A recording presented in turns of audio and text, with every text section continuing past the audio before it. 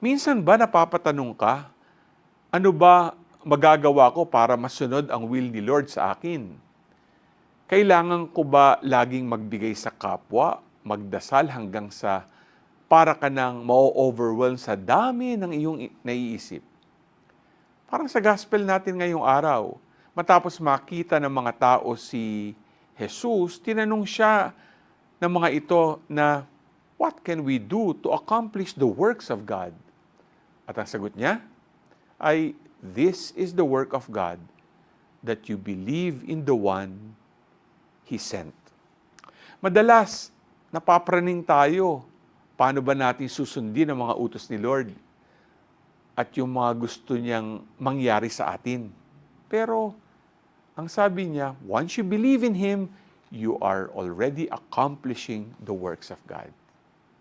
Ikaw, are you ready to believe in Him? G ka ba?